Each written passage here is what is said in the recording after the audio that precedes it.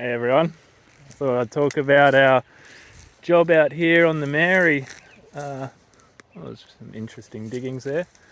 So we're working on one of these job sites where they put in these big logs vertically, pylons or pile fields. And what they have to do to get the bank up to scratch is they have to reprofile it with heavy machinery, and that completely neuters the soil. So what they've found out at this site is the soil is lacking in sulfur. I think also the compaction from the machinery makes the trees a bit stunted. And what we've been tasked to do, which is super cool, I'm super happy about what we get to do on this job site, is we're doing data collection. So we've split the bank up into 8 different segments. We've got 2 controls, 2 sites, 2 ones that we use just fertiliser tabs, native fertiliser tabs, 2 that we threw sulphate of potash around the trees, and then 2 where we did a combination of both of them. And as you can see, these trees, that's 2 to 3 years old, and that syzygium should be well overhead.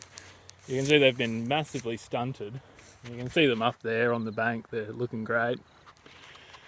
And yeah, so we've got 200 measurements of 5 different species along the bank here.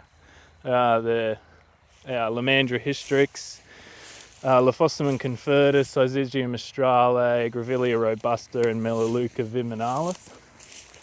And then we've done those same species up on the top there, where they're growing well, so we've got a bit of a comparison as to what they should be growing like compared to how they're growing down here where the soil's been depleted. And so that equals 400 different measurements in total. Finally just did our second round of data collection, so I'm really excited to pull that into RStudio and nerd out on a bit of stats. But yeah, up here you can see like this uke. That's how we expect everything to be growing down there.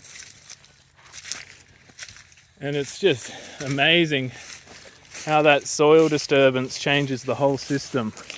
I've got a mate that's really keen and really interested in microorganisms, and I think it'd be a great application for these jobs is you put your IMOs out, collect some indigenous microorganisms, and then grow them on and spray around the trees with that solution just to bring that good bacteria and fungi back into the system.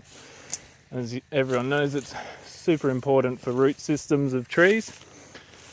And I think if we are to do another study like this, I'd highly recommend doing the IMOs as another sort of treatment. It'd just be awesome to be spraying out healthy stuff for the ground instead of glyphosate, but you do what you can.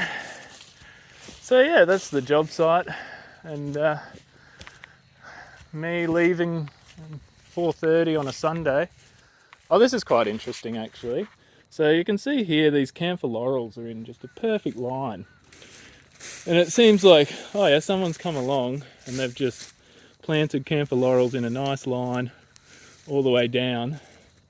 But what actually has happened, if I can find one, well, there's one there, can't really see it. What's actually happened, and you see this a lot on these old dairies, is they've put a fence in along here, and then your frugivorous birds have just come in and they've just sat on that fence and pooed out camphor laurel seed. So yeah, you get a beautiful hedge, beautiful line of trees like a grove. There's another fence post, and the fence posts have pretty much grown into the trees now. So yeah, that's quite an interesting little thing about how we should manage our fencing better, keep that brush cutting up to them. Also maybe a bit of spraying when you do see these trees popping up. I mean, they're undeniably beautiful trees, but the top-knot pigeons have been into them all day and they'll be spreading them all around Kenilworth and beyond. So yeah, that's about it for me today. I need to go have a beer.